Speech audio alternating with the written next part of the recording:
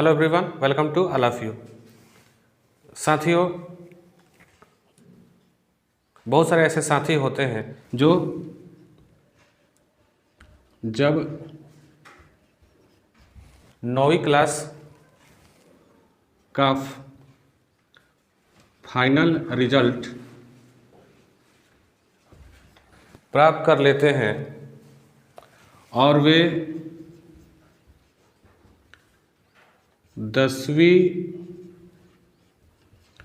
Class में प्रवेश करते हैं तो उनके मन में प्रश्न आता है कि हम अगले क्लास में चले गए और उस क्लास में हमें किन किन विषयों की पढ़ाई करनी पड़ेगी, कौन कौन सा विषय हम पढ़ेंगे। उनके मन में इस तरह की दुविधा बनी रहती है। तो इस तरह की बाधा के लिए, इन दुविधा को, इस समस्या को दूर करने के लिए एक और नया वीडियो लेकर के हम आपके सामने आए हैं। जो दोस्त साथी 10वीं क्लास में प्रवेश कर चुके हैं, नामांकन करा चुके हैं, कराने वाले हैं, उनके लिए यह वीडियो हेल्प करेगा कि हम 10वीं क्लास में आ गए हैं तो हम किस किस विषय की पढ़ाई करेंगे, हमें कौन कौन सा विषय पढ़ना है और किन किन विषयों का हमें एग्ज़ाम देना है। इन सारे चीज़ों की जानकारी इस वीडियो में मिलने वाली है। आइए हम शुरुआत करते हैं। Bihar school examination board Patna, संक्षेप में आपको पता होगा इसको क्या बोलते हैं, BSEB, जो 10वीं और 12वीं के एग्ज़ाम को कंडक्ट कराती है। ये बिहार की बोर्ड है। उसके अंतर्गत आने वाली जो 10वीं क्लास है, जिसको बोलते हैं secondary school examination, annual secondary school examination यानी माध्यमिक विद्यालय परीक्षा, वार्षिक माध्यमिक school examination, secondary school examination, जिसको हिंदी में कहते हैं माध्यमिक विद्यालय परीक्षा। अब इसके अंतर्गत हम किन किन विषयों की पढ़ाई करते हैं। बहुत सारे ऐसे साथी होते हैं जो 10वीं क्लास में चले जाते हैं, एग्ज़ाम के भी करीब चले जाते हैं, और उनसे जब पूछा जाता है विषयों के बारे में तो उनको पता नहीं होता है कि वह किन किन विषयों की पढ़ाई करते हैं, या 10वीं क्लास में आ गए हैं तो उनको कौन कौन सा विषय पढ़ना होता है। जब परीक्षा से पहले यही, मान लीजिए हम एक छात्र हैं और परीक्षा से पहले हमें यही नहीं मालूम है कि हम परीक्षा हॉल में जाएंगे तो हमें किन किन विषयों का परीक्षा देना पड़ेगा, तो इससे बड़ी दुखद बात शायद कोई नहीं होती है। तो इसलिए जानकारी सबसे पहले होनी, किसी भी काम को करने से पहले उस काम के अंतर्गत आने वाली जानकारी, ज्ञान, वो पता होना चाहिए। जब ये पता होता है तो हम उस काम को आसानी से कर पाते हैं। हालांकि हम लोग एग्ज़ाम की बात कर रहे हैं तो उस एग्ज़ाम की जानकारी भी हमें होनी चाहिए। आइए शुरुआत करते हैं कि सेकेंडरी स्कूल एग्जामिनेशन के अंतर्गत किन किन विषयों की पढ़ाई करनी होती है। सब्जेक्ट वाइज हम बात करेंगे, सब्जेक्ट वाइज बात करेंगे, यानी कि पहला विषय क्या पढ़ना होता है, हिंदी पढ़ना होता है। ठीक है, हिंदी विषय को पढ़ना होता है। अब हिंदी विषय में क्या होता है भाई, तो FM फुल मार्क्स 100 का होता है। कितना होता है, फुल मार्क्स 100 का होता है, और पास मार्क्स कितने का होता है, 30 का होता है। इसका मतलब ये होता है कि कुल पूर्णांक 100 का होता है, मिनिमम 30 नंबर लाते हैं तो इस परीक्षा को पास कर जाते हैं। लेकिन 30 मिनिमम मार्क्स है, हमारा दायित्व ये होना चाहिए कि हमें ज़्यादा से ज़्यादा स्कोर करना है। तो ये हिंदी विषय की जानकारी है जो आपके सामने रख रहे हैं। फुल मार्क्स 100 में से क्या होता है? ऑब्जेक्टिव 50 नंबरों का होता है। यानी कि अभी वर्तमान में जो परीक्षा कंडक्ट कराई गई है उसमें 50 ऑब्जेक्टिव के जगह पर 100 ऑब्जेक्टिव प्रश्न पूछे गए थे। छात्रों को 100 में से 50 को ही टिक करना था, 50 का ही उत्तर देना था, 50 को छोड़ देना था। कुछ साथी ऐसे भी थे जिनको 100 क्वेश्चन दिखाई दिया तो 100 क्वेश्चन के 100 क्वेश्चन को रंग दिए थे। फिर बात वहीं आती है, अगर उनको जानकारी होती तो 100 में से वो 50 को ही रंगते, ना कि 100 में से 100 को रंगते। जब 100 में से 50 का ही उत्तर देना है तो फिर 100 का उत्तर देने से क्या फ़ायदा है?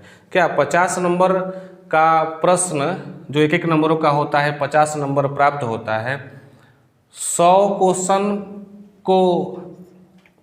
क्वेश्चन का उत्तर दे देने से 100 नंबर मिल थोड़े जाएगा है। इसलिए इस छोटी छोटी बातों का हमें ध्यान देना चाहिए। ऑब्जेक्टिव कितने का होता है? 50 नंबरों का होता है। और सब्जेक्टिव कितने का होता है? 50 नंबरों का होता है।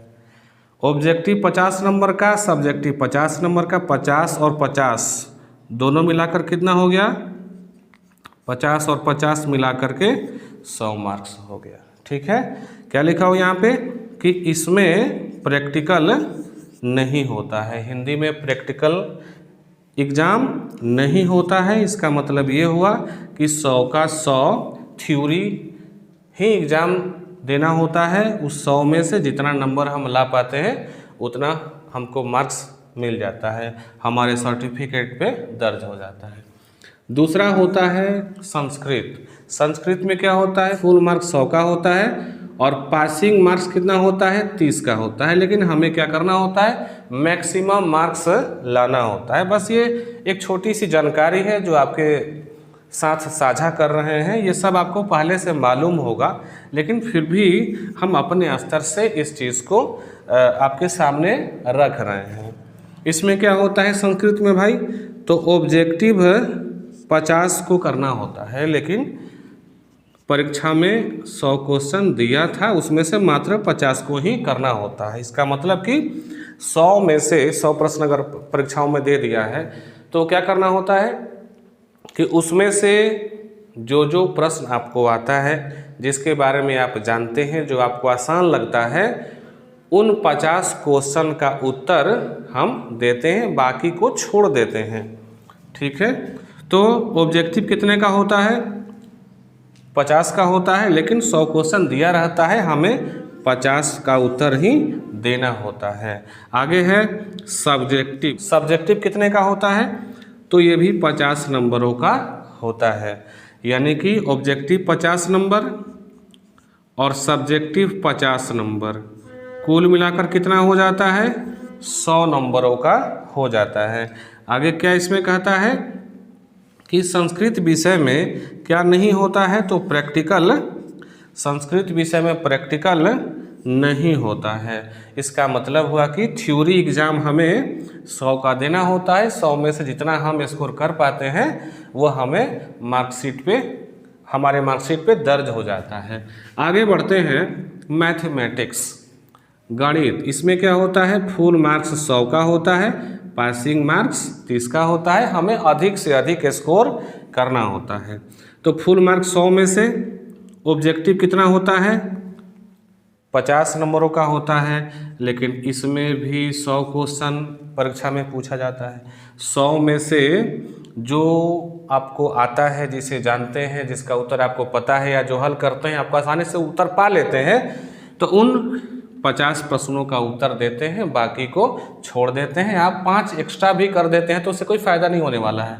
10 एक्स्ट्रा आपको 50 क्वेश्चन का उत्तर देना है और आपको 60 का उत्तर पता हो तो 60 आप दे के भी आते हैं तो उससे कोई फर्क पड़ने वाला नहीं है। 50 के जगह पे आपको 60 नहीं मिलने वाली है, ठीक है।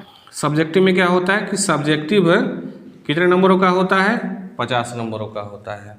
तो ऑब्जेक्टिव हो गया आपका 50 नंबर और सब्जेक्टिव हो गया 50 नंबर, ठीक है। अब 50-50 कितना हो गया? 100 हो गया, ठीक। यानी कि थ्योरी आपको 100 नंबरों का देना होता है।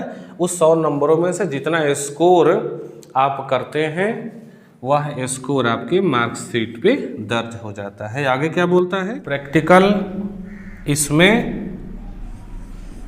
नहीं होता है, प्रैक्टिकल इसमें नहीं होता है, ठीक। अतः जितना हम स्कोर करते हैं उतना हमें प्राप्त हो जाता है। आगे आते हैं कि साइंस में क्या होता है। साइंस का फुल मार्क्स 100 का होता है और पास मार्क्स कितने का होता है? 30 का होता है। मिनिमम 30 नंबर लाते हैं तो इसको पास कर लेते हैं, लेकिन हम लोग का टारगेट क्या होना चाहिए? ज़्यादा से ज़्यादा स्कोर करना। ये सब जानकारी के लिए बताया जा रहा है। अब क्या होता है? थ्योरी कितने का होता है? 80 नंबरों का होता है। प्रैक्टिकल कितने नंबरों का होता है? 20 नंबरों का होता है। यानी कि 80 थ्योरी और प्रैक्टिकल 20, दोनों मिलाकर कितना हो जाता है? 100 नंबरों का हो जाता है। अब प्रैक्टिकल तो स्कूल स्तर पे एग्जाम देना होता है, कॉपी तैयार करके जमा करनी होती है, लेकिन जो थ्योरी 80 नंबरों का होता है यह 2 भागों में बटा होता है। किस तरह से बटा होता है? तो ऑब्जेक्टिव 40 नंबरों का होता है, जिसके लिए परीक्षा में 80 क्वेश्चन पूछे गए रहते हैं। उस 80 में से 40 क्वेश्चंस का उत्तर हमें देना होता है, बाकी 40 को छोड़ देना होता है। और सब्जेक्टिव कितने का होता है? 40 नंबरों का होता है। इसका मतलब ये हुआ कि ऑब्जेक्टिव 40 नंबरों का होता है, 40 नंबर ऑब्जेक्टिव से ला पाते हैं और 40 नंबर सब्जेक्टिव से लाते हैं। दोनों मिलाकर के कितना हो जाता है? 80 नंबर हो जाता है। तो 80 नंबर ये और प्रैक्टिकल कितने का होता है? 20 का। टोटल कितना का पूर्णांक हो जाता है? 100 का हो जाता है। अब आते हैं सोशल साइंस पे। सोशल साइंस में आते हैं, इसमें क्या होता है? फुल मार्क्स 100 का होता है और पास मार्क्स कितने का होता है? 30 का होता है। 100 में से थ्योरी कितने का होता है? 80 नंबरों का होता है और प्रैक्टिकल कितने का होता है? 20 का होता है। थ्योरी जो 80 नंबरों का होता है उसमें से ऑब्जेक्टिव 40 नंबरों का होता है और सब्जेक्टिव 40 नंबरों का होता है। यानी कि हमें 40 नंबरों के जगह पे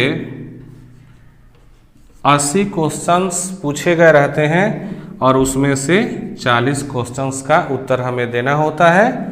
जितना ज़्यादा स्कोर कर पाते हैं हमें उतना प्राप्त होता है, लेकिन ऑब्जेक्टिव 40 क्वेश्चंस रहता है, 40 ये और सब्जेक्टिव 40, दोनों मिलाकर कितना हो गया?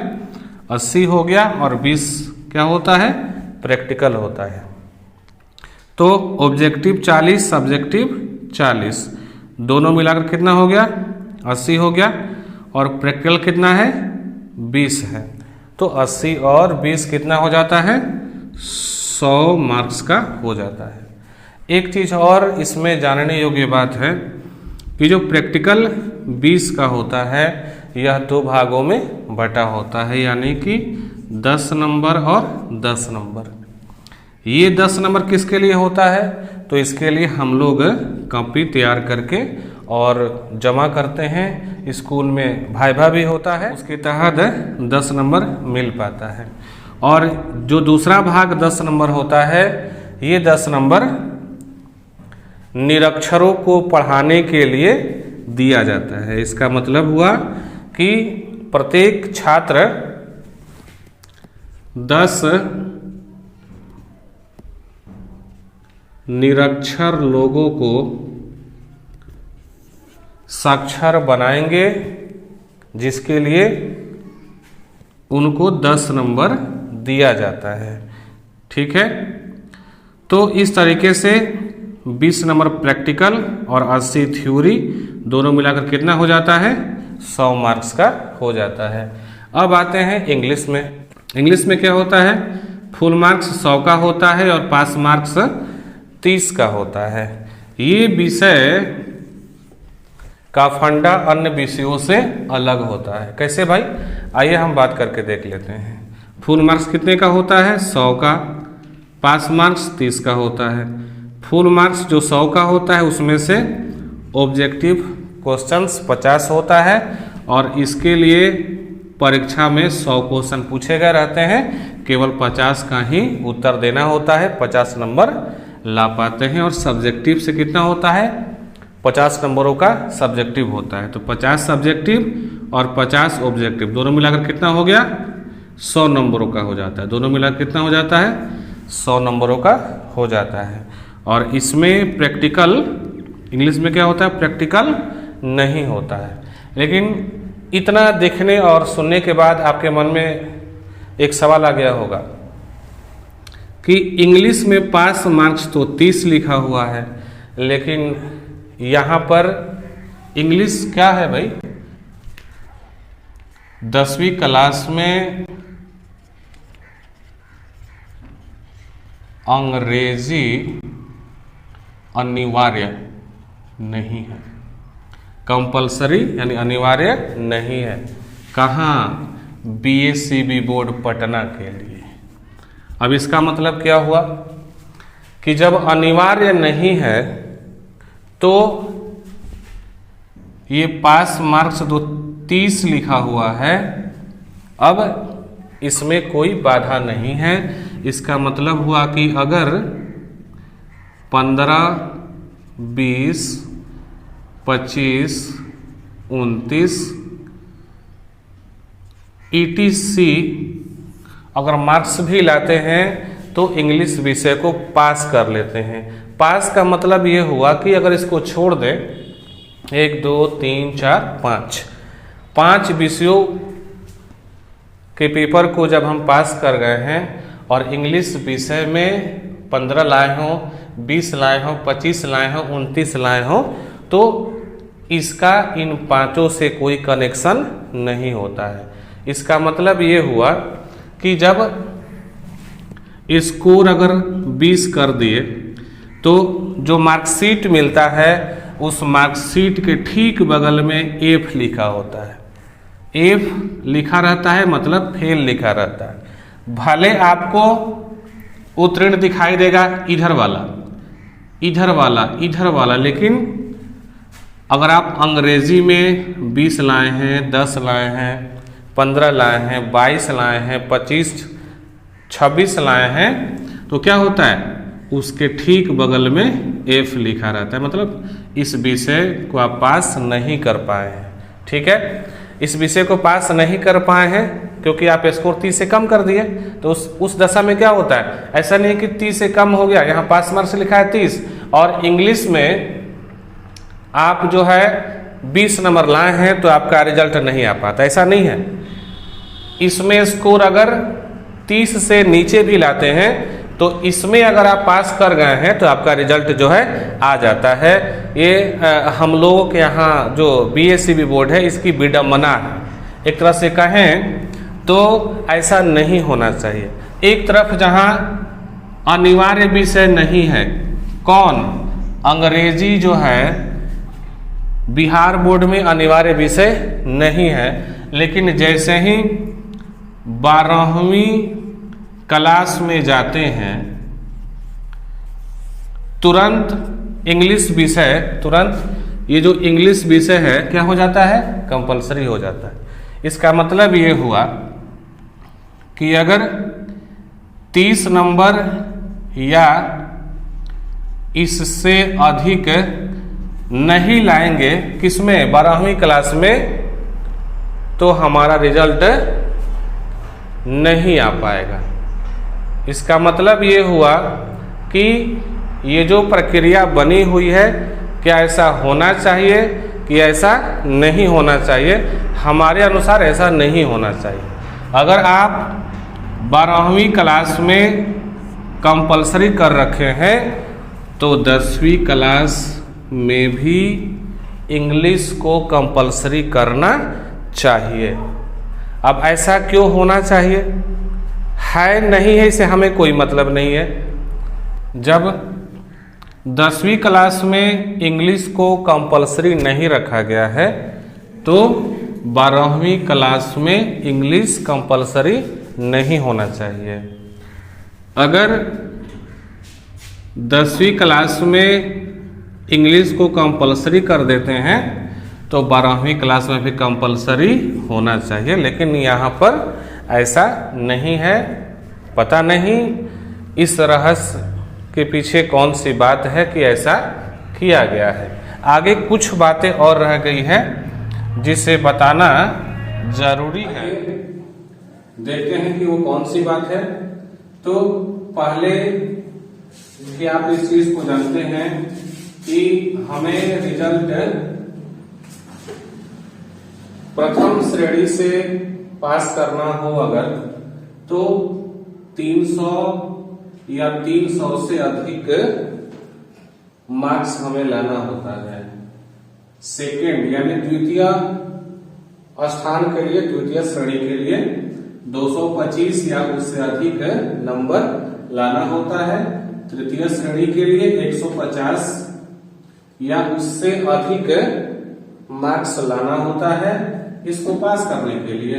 और चौथा नंबर F वाला मार्क्स है जो 149 या उससे कम लाने पर प्राप्त होता है। हम नहीं चाहते हैं कि किसी छात्र के मार्कशीट पे ये दिखाई दे, लेकिन जो छात्र इस लायक पढ़ाई किया होगा, परीक्षाओं में लिखेगा नहीं, मन लगाकर पढ़ाई किया नहीं होगा तो परीक्षा में स्वाभाविक है कि नहीं लिखेगा, तो उसको यह प्राप्त हो जाता है। ठीक है, हम नहीं चाहते हैं कि यह प्राप्त हो, लेकिन जैसे आप पढ़ाई किए रहते हैं वैसे आपको मार्क्स प्राप्त होता है। कुछ ऐसे भी छात्र होते हैं, यहाँ क्या लिखा है 300 से अधिक, यानी कि कुछ छात्र ऐसे भी होते हैं जो 245 मार्क्स लाए, 285 लाए, 315 लाए, 340 लाए। तो इस नियम के आधार पर इसमें सेकेंड डिवीजन प्राप्त होना चाहिए, इसमें भी सेकेंड डिवीजन प्राप्त होना चाहिए, इसमें फर्स्ट डिवीजन प्राप्त होना चाहिए, इसमें फर्स्ट डिवीजन प्राप्त होना चाहिए। किसी को अगर मिल जाता है 165, 185, 195, 155, तो इस नियम के अनुसार इनको तृतीय श्रेणी प्राप्त होना चाहिए। लेकिन होता क्या है, कोई छात्र अगर 1, 2, 3, 4, 5 में से मान लीजिए मैथमेटिक्स में 20 नंबर ला दिया, ठीक है, तो मैथमेटिक्स में कितना ला दिया 20 नंबर। क्या मैथमेटिक्स में 20 नंबर प्राप्त करने के बाद अगर कुल पूर्णांक 245 कोई छात्र लाया है तो क्या सेकेंड डिवीजन प्राप्त हो पाएगा? नहीं प्राप्त होगा। इसका मतलब ये हुआ कि ये जो 1, 2, 3, 4, 5 पांचों विषय में आपका नंबर 30 या 30 से अधिक होना चाहिए, तभी आप प्रथम, द्वितीय, तृतीय श्रेणी से पास हो सकते हैं। कहने का मतलब है कि 5 विषय में से एक विषय में भी अगर आपका नंबर 30 से कम आ जाएगा तो उस दशा में अभी जो डिवीजन देख रहे हैं यह डिवीजन नहीं मिलेगा, अब ये डिवीजन आपको मिलता जाएगा। वो छात्र जो है अब सेकंड फर्स्ट की श्रेणी में नहीं आएंगे बल्कि क्रश लग जाता है यानी फेल कर जाते हैं।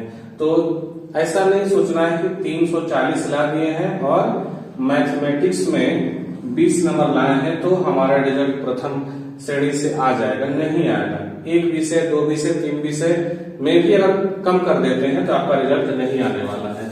इस नियम के अनुसार इसमें तृतीय स्थान मिलना चाहिए, इसमें भी तृतीय स्थान मिलना चाहिए, यहाँ भी।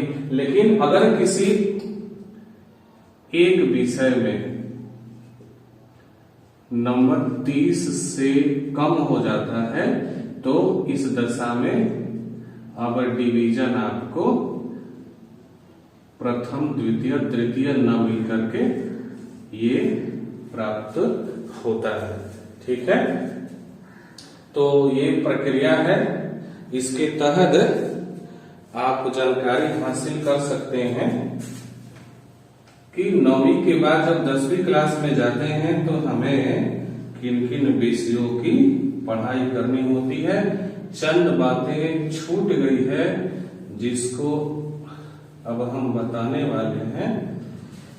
वो कौन सी बात है कि जो साइंस है, विज्ञान,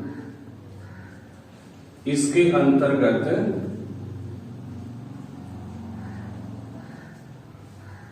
फिजिक्स को पढ़ना होता है यानी कि भौतिकी विज्ञान, केमिस्ट्री को पढ़ना होता है यानी कि रसायन विज्ञान, और बायोलॉजी को पढ़ना होता है यानी कि जीव विज्ञान। तीनों विषय को मिला करके साइंस बनाया गया रहता है। यानी कि अब आप कहिएगा कि 3 विषय अलग अलग पढ़ते हैं तो क्या पेपर अलग अलग होता है? जी नहीं, अलग नहीं होता है। फिजिक्स, केमिस्ट्री और बायोलॉजी तीनों को मिला करके और साइंस विषय का एग्जाम होता है, परीक्षा आप देते हैं। उसी तरीके से सामाजिक विज्ञान में होता है। ठीक, क्या करते हैं इसमें? ज्योग्राफी, भूगोल पढ़ते हैं, इसमें हिस्ट्री, इतिहास पढ़ते हैं, इसमें इकोनॉमिक्स, अर्थशास्त्र पढ़ते हैं, इसमें पॉलिटिकल साइंस यानी नागरिक शास्त्र यानी राजनीतिक शास्त्र की पढ़ाई करते हैं। किसके अंतर्गत? सामाजिक विज्ञान विषय के अंतर्गत इस 4 विषयों की पढ़ाई करते हैं। ठीक है, अब देख लीजिए, एक हिंदी हो गया, संस्कृत हो गया 2, ये मैथमेटिक्स हो गया 3, और चौथा में साइंस। साइंस में क्या होता है? फिजिक्स, केमिस्ट्री, बायोलॉजी 1 2 3 4 5 6, और सोशल साइंस में ज्योग्राफी, हिस्ट्री, इकोनॉमिक्स और पॉलिटिकल साइंस।